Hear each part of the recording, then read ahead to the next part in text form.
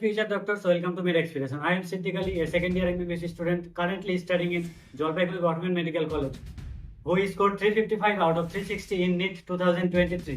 इस वीडियो में हम बताएंगे लास्ट 2 महीने का वो सीक्रेट जिससे मुझे बायोलॉजी में बूस्ट मिला था 355 आउट ऑफ 360 तक। पहला सीक्रेट, एनसीईआरटी इक्वल टू भगवान। अगर अभी तक तुमने किसी सर का नोट्स पढ़ रहे हो तो उसको थोड़ा साइड में रखो और ये जो बुक्स है एनसीईआरटी उसको अपना भगवान समझ लो, क्योंकि 90% और मोर देन 90% क्वेश्चंस इसी बुक से आएंगे। और अभी स्क्रीन में तुम्हें जो बुक्स दिख रहे हैं वो मेरा एनसीईआरटी का हालत था पढ़ने के बाद।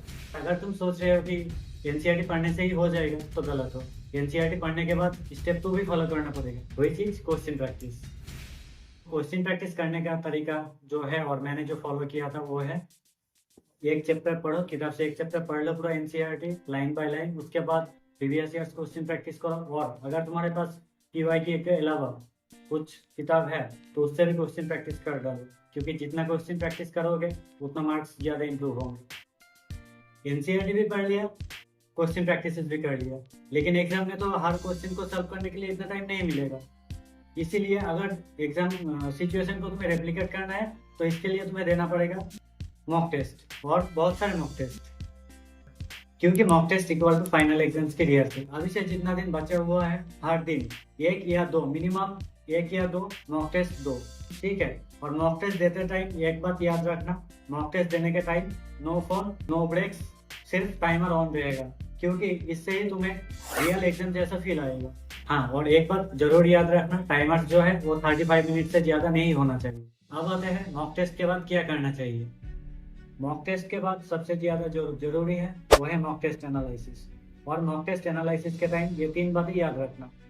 नंबर 1, अपनी गलतियों को देखो कि क्वेश्चंस क्यों गलत हो रहे हैं। अगर तुम क्वेश्चंस में नोट नहीं देखा था और क्वेश्चन गलत हो गया था तो नोट को मार्क करके रखो कि इस नोट की वजह से मेरा ये क्वेश्चन गलत हुआ था। और डीएनए आरएनए कॉन्फ्यूजन, ये डीएनए आरएनए वाले जो सवाल है बहुत कॉन्फ्यूज करते हैं, तो इसको भी ध्यान रखना। नंबर 2, टाइम वेस्ट वाले जो क्वेश्चन है उसको नोट करो, जैसे कि असर्शन रीजंस और स्टेटमेंट वाले क्वेश्चन। ये एक ऐसा क्वेश्चन है जिसमें बहुत टाइम लगता है। नंबर 3 है, वीक चैप्टर्स जो है उसका एक लिस्ट बना और उस चैप्टर्स को स्पेस्ड रिपीटेशन और एक्टिव रिकॉल करो, और इन सारे मिस्टेक्स को एक खाता में नोट डाउन करो, कौन सा मिस्टेक हो रहा है। और नेक्स्ट एग्जाम जब देने जाओ उससे पहले ये जो तुमने नोट किया था उसको मस्ट एक बार देख के जाना, ताकि वो मिस्टेक्स दोबारा से ना हो। तो चलो फाइनली आते हैं एग्जाम्स में बायोलॉजी को कैसे अटेम्प्ट करो।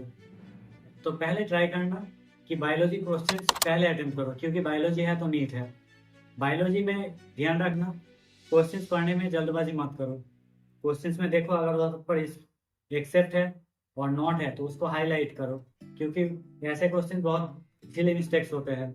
दूसरा है, जो क्वेश्चंस पहली बार में नहीं हो रहा है उसको छोड़ दो, उसके पीछे टाइम मत दो, दोबारा जब रिवाइज करोगे उसको अटेम्प्ट तब करना। बोनस टिप्स, बायोलॉजी को 2 या 3 रिविजन्स में एग्जाम्स में करने का टारगेट रखो। पहला जो होगा टिक एंड गो वाले क्वेश्चन विद इन 20 मिनट्स हो जाना चाहिए, जो मिनिमम 60 to 70 क्वेश्चन हो जाएगा पहले अटेम्प्ट में। दूसरा अटेम्प्ट जब दोगे, जो बाकी क्वेश्चन है, असर्शन रीजंस क्वेश्चन है, स्टेटमेंट बेस्ड क्वेश्चन है, उनको 20 मिनट्स और दो और पूरा क्वेश्चन सॉल्व करो। उसके बाद भी अगर तुम्हारे क्वेश्चन रह गए तो उसको बाकी टाइम में खत्म कर दो। तो ये था गाइस मेरा नीट में 355 आउट ऑफ 360 स्कोर करने का शॉर्टकट और सीक्रेट। और अगर तुम्हें फिजिक्स में भी अच्छे मार्क्स लाना है तो अभी स्क्रीन में जो वीडियो दिख रहा है उसे क्लिक करो और देखो फिजिक्स में कैसे मार्क्स इंप्रूव करा जाए।